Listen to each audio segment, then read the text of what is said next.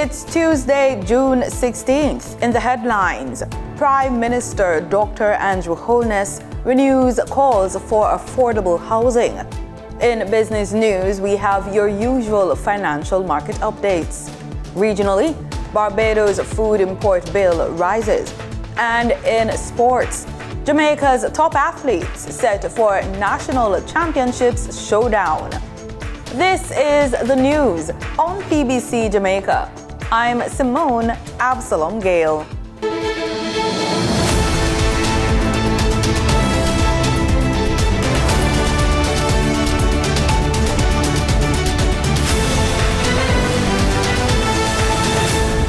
Prime Minister Dr. Andrew Holness wants private developers to take a greater role in building affordable housing. Dr. Holness says the government alone cannot meet Jamaica's growing housing demand. His challenge came while speaking at the recent groundbreaking ceremony for the Wick Hall housing development in Spanish Town. Here is more in this report. With Jamaica facing a housing deficit of roughly 150,000 units, Prime Minister Dr. Andrew Holness says private investment will be critical to closing the gap. He highlighted the Wick Hall development, which will deliver 221 homes on 36 acres, as a model for future affordable housing projects. It can't be only the government that should build. Housing can be provided effectively, affordably, and at high standards by the private sector. And I want to use this project as an example of a private sector project that will provide affordable housing.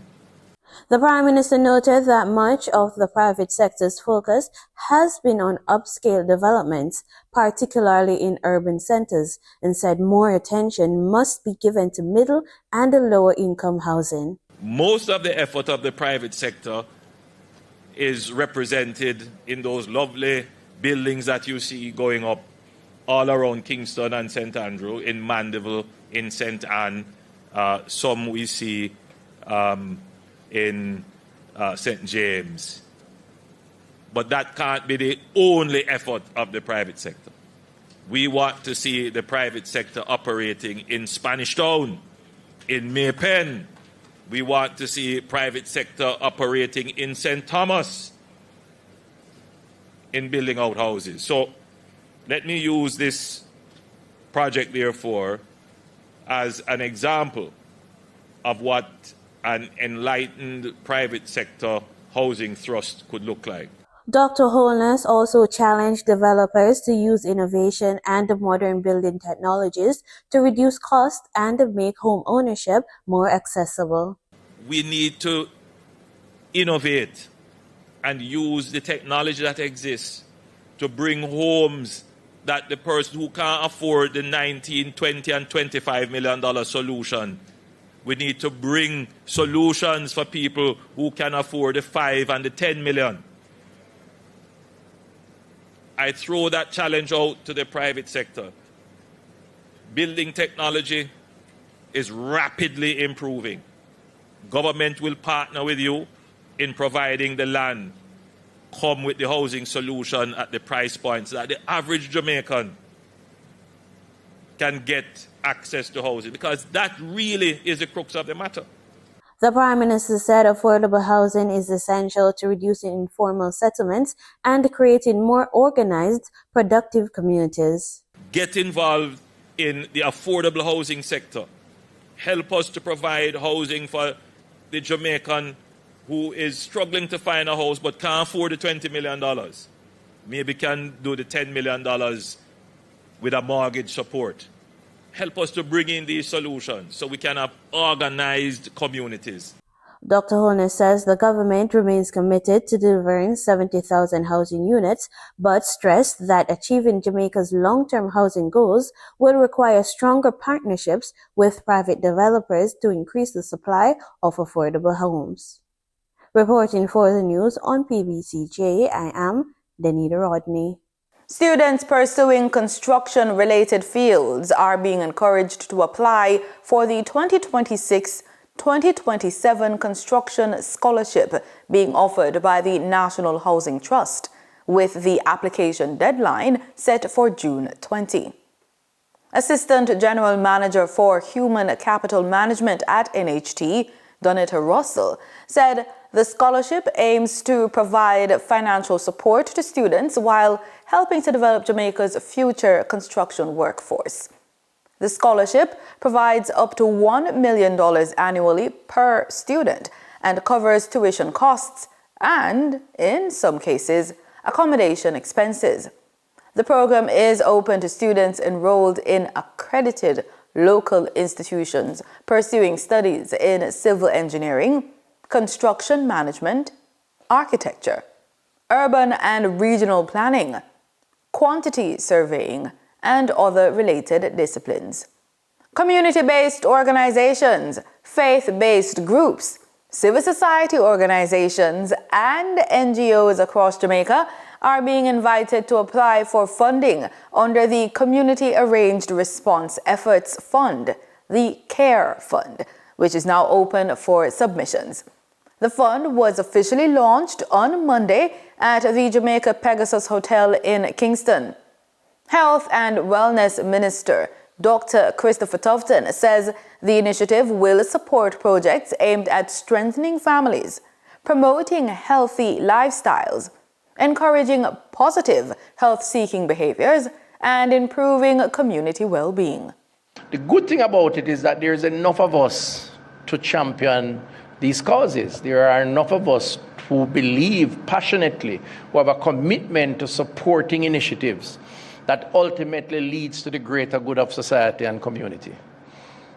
But we're not organized sufficiently. And I think what CARE is trying to do is to enhance, organize, and provide some fuel to that effort. You are invited to visit www.moh.gov.jm/CareFund. We welcome your proposals for funding. On the web portal, you can view the various areas of focus for funding. You will be required to submit details about your organization, including name and contact information. Minister of Local Government and Community Development, Desmond McKenzie, has announced a $35 million renovation project for the Marie Atkins Night Shelter in downtown Kingston as part of efforts to improve support for homeless citizens.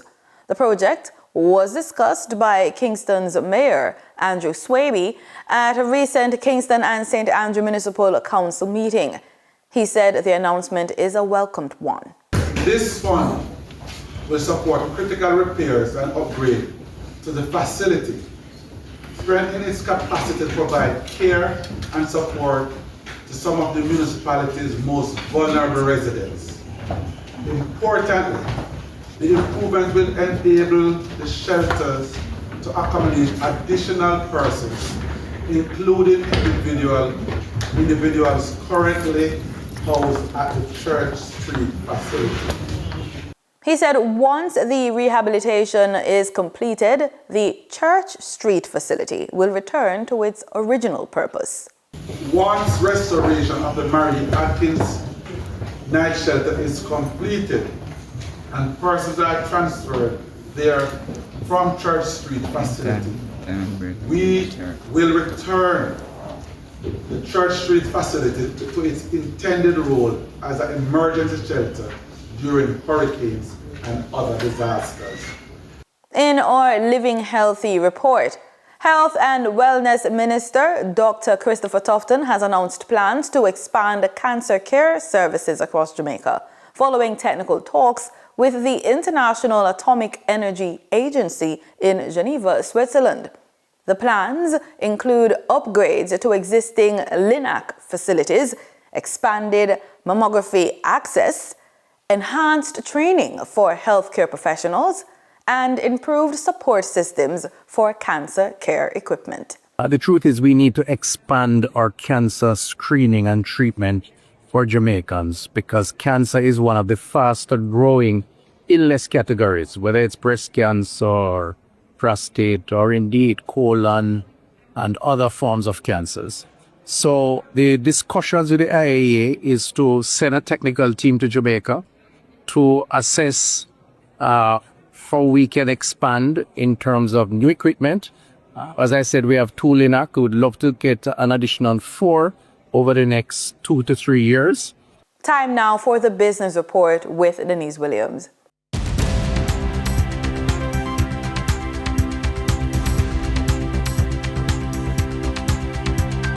Welcome to today's business report. I'm Denise Williams, bringing you the developments shaping markets, capital access, and business decision-making across Jamaica and the region. Let's get into the stories that matter. Christopher Thomas of Mayberry Investments shared that many investors sold Jamaican stocks to participate in the SpaceX IPO, despite the company reporting losses of US $4.9 billion last year and US $5 billion during the first quarter of this year. Thomas told RJR News that the rush by Jamaican investors to exit local positions contributed to significant volatility on Jamaica Stock Exchange. According to Thomas, the exchange was forced to trigger a circuit breaker mechanism 22 times last week, with most trading holds occurring after stock prices fell by 15%. Under JSE rules, trading in a stock is suspended for 1 hour when its price rises or falls by 15%. He noted that investor demand remained strong and SpaceX shares rose from an opening price of US $135 per share to close at US $165.65 last week. Mayberry Group paid 1 billion Jamaican dollars for the Equity Capital Management Limited 20% stake in Dollar Finance, which gives it majority ownership of Dollar Financial. First Rock CEO Ryan Reed Premier Private Equity Company owns the other 9% of Dollar. For the first quarter of 2026, Dollar posted a net profit of $187 million, a 55% increase year over year. It increased its loan portfolio by 15% to $5 billion and grew its asset by 30%.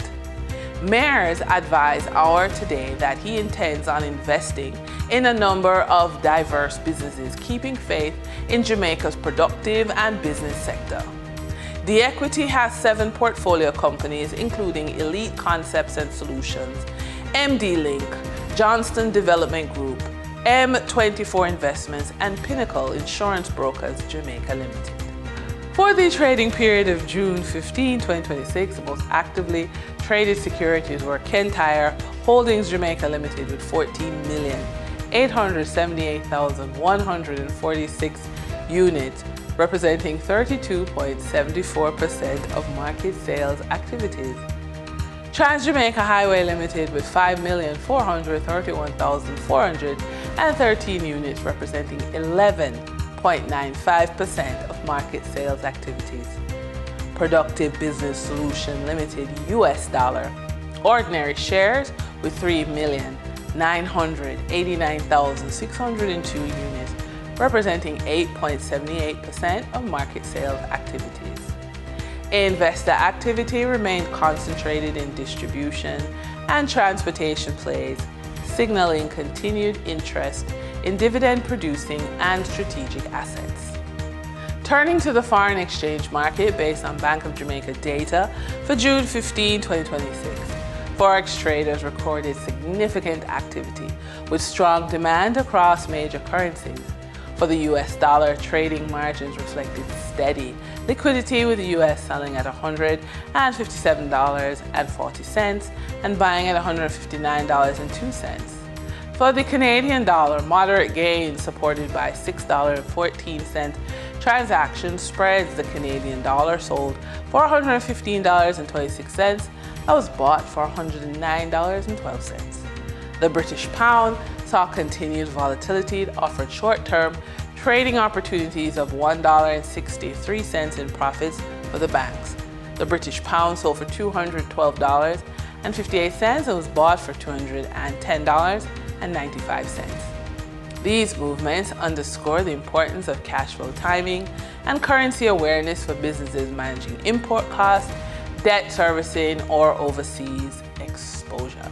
For our credit report tip of the day, when most people hear the term credit score, they immediately think bank loans, mortgages, credit cards.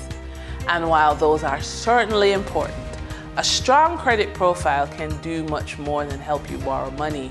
It can open doors to professional opportunities, entrepreneurial growth, and greater financial flexibility throughout your career. In today's economy, your credit score and credit report have become part of your overall financial reputation. Just as employers review resumes and business partners evaluate track records, lenders and financial institutions use credit information to assess how responsibly you manage financial obligations. A strong credit profile creates options. Whether you are pursuing a promotion, starting a business, investing in equipment, relocating for a new role, or expanding your professional network, access to financing can often accelerate your goals. Individuals with stronger credit histories typically have access to better lending terms, lower interest rates, and faster approvals when opportunities arise. The key advantage is not simply the ability to borrow, it's the ability to act. In our funded and focused feature, every week I meet business owners who are exhausted. They work 12-hour days, they manage staff, they solve customer problems, they attend association meetings, they volunteer for causes they care deeply about. They sit on boards, they mentor young people, they support their churches and communities. Yet, despite decades of effort, they remain financially stuck. The uncomfortable truth is that billionaire status is rarely achieved through labor alone. In fact, many billionaires work fewer hours than the average small business owner. So what's the difference? The answer lies in the financial tools they use. Billionaires focus on acquiring assets that increase in value regardless of whether they are personally working. So the examples include equity in companies, real estate portfolios, intellectual property, infrastructure, technology platforms. Billionaire wealth comes from ownership, not activity. And that's today's business report. I'm Denise Williams, bringing clarity to capital, markets, and strategy. Until next time, stay informed, stay intentional, and keep building forward. See you soon.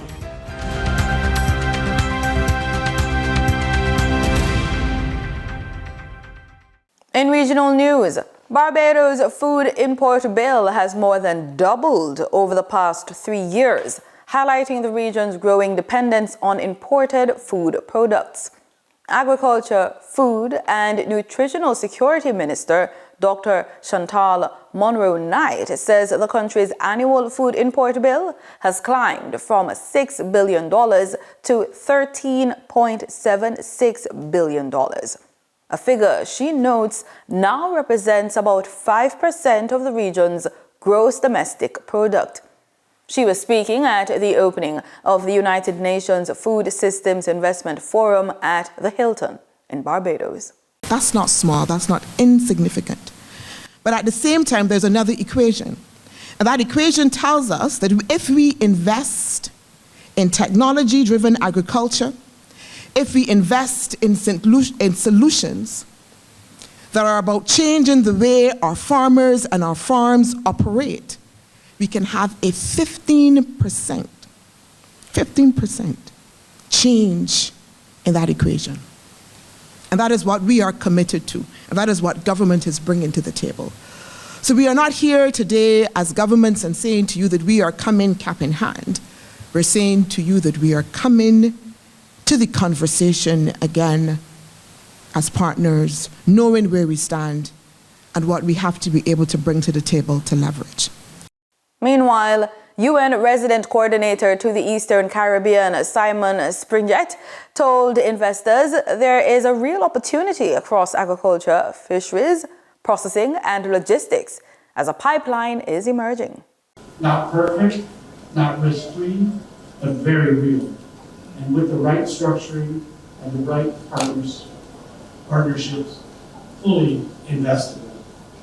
The United Nations is not here to finance deals. As a trusted partner of governments, development finance institutions, investors, producers, and the private sector, the United Nations is uniquely positioned to link policy priorities and financing opportunities. We are here to bridge the gaps between governments and investors, between policy and capital, and between ambition and execution. Construction of Guyana's regional food hub is nearing a major milestone, with the project now about 50% complete and on track for completion by the end of the year. Agriculture Minister Zulfikar Mustafa says local contractors are expected to finish their phase of the work by September, paving the way for a U.S.-based agricultural company to install the cold storage and operational systems needed to bring the facility online. The hub is said to be a key component of the region's efforts to strengthen food security and agricultural trade. Over $800 million have been allocated and budgeted and expended over the last 5 years to build these facilities. And we are seeing more and more of Guyanese product are being exported overseas now with these agro-processors. And a number, or when you look at the numbers, it's very heartening to see so many female are in the agro-processing business. We are creating jobs, creating opportunities for people who never had before. And this sector, the agro-processing sector, is creating those kinds of opportunities for single parents, for especially the vulnerable group, women, young people, and people who never made think about going into agro-processing are now involved in agro-processing.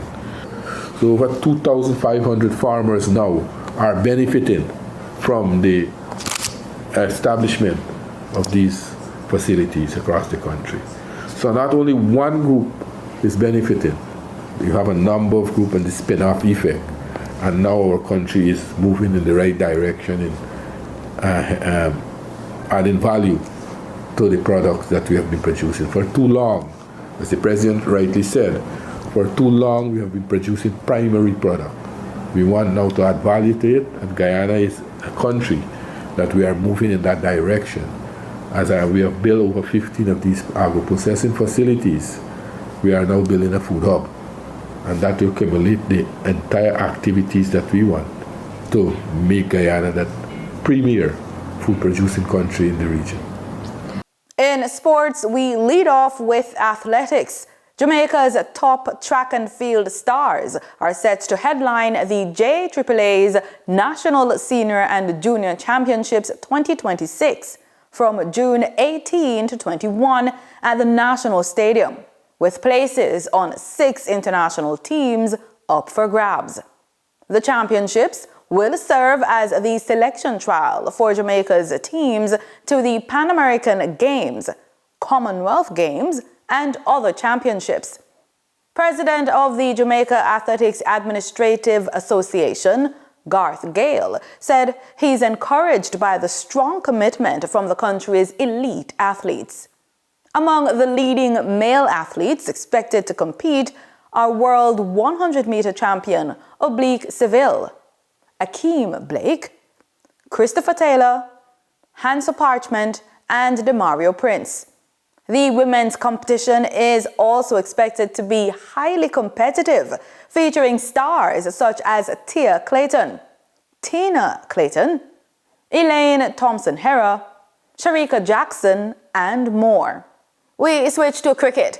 Head coach Darren Sammy says the West Indies T20 International Series victory over Sri Lanka is an important step in laying out the foundation for success at the 2028 ICC T20 World Cup. The Caribbean side secured a 2-1-0 win with a thrilling 5-wicket victory at Sabina Park on Sunday, ending a 2-year wait for a home T20 Series triumph. The series win was the West Indies' first since their quarter-final exit from the T20 World Cup earlier this year and their first home T20 series victory since defeating South Africa in Jamaica in 2024. While acknowledging there is still room for improvement, Sammy says the team showed encouraging signs as they begin preparations for the 2028 T20 World Cup in Australia. The West Indies squad has since turned its attention to the upcoming two-match test series against Sri Lanka, with the first match scheduled to begin in Antigua next Thursday.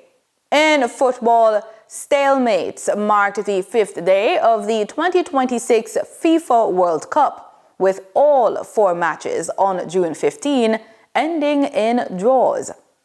Tournament debutants Cape Verde produced the biggest shock, holding European champions Spain to a scoreless draw in Group H.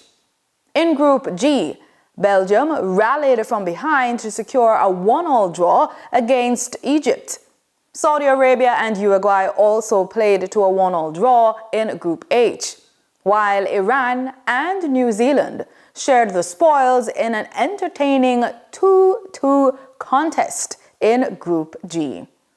The results leave Groups G and H wide open, with less popular teams showing they are capable of challenging the tournament's traditional powers.